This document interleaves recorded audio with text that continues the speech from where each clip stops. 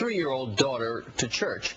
Joseph Reyes' estranged wife, Rebecca, got a temporary court order barring him from exposing the child to any religion other than the Jewish faith. But last month, Joseph took his daughter to church and ended up in court facing prison time. Joining me from Chicago is Joseph Reyes. Good morning, Mr. Reyes. Good morning. You were under a court order not to expose your daughter to any faith other than the Jewish religion, but then you took your daughter to a Catholic church with a television crew in tow. Why did you violate the court order? Our position is that we actually haven't violated the court order. Our position is really that Catholicism falls under the umbrella of Judaism, that it's a radicalized form of Judaism. Who has ever told you that Catholicism falls under the umbrella of Judaism? Can you point to one religious scholar on that?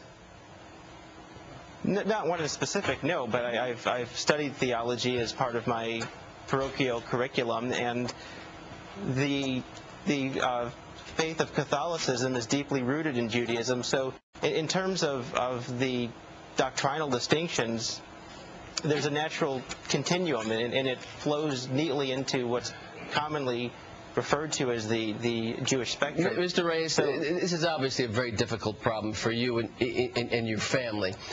You converted to Judaism when you married your wife.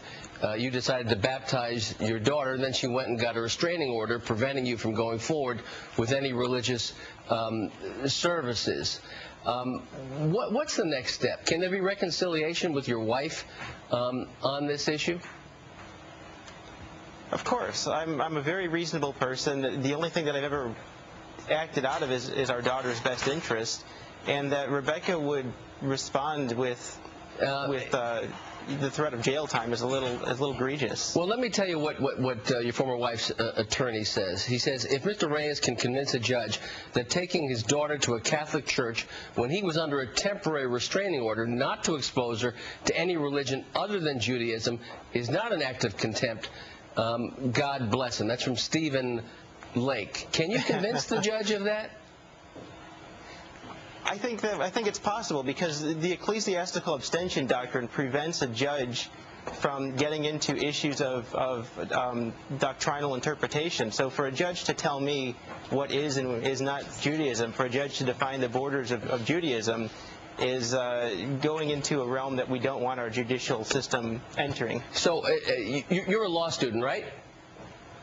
I am. Okay, so what you're saying is that the court's order was invalid and illegal, and so it had no validity. Is that what you're saying?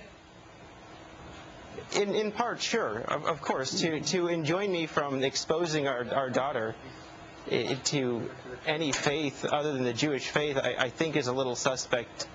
All right, Mr. Reyes. Hopefully we'll have the attorney for your wife on tomorrow if he chooses to join us. We thank you for your time, and we wish you and your family well in this very difficult problem.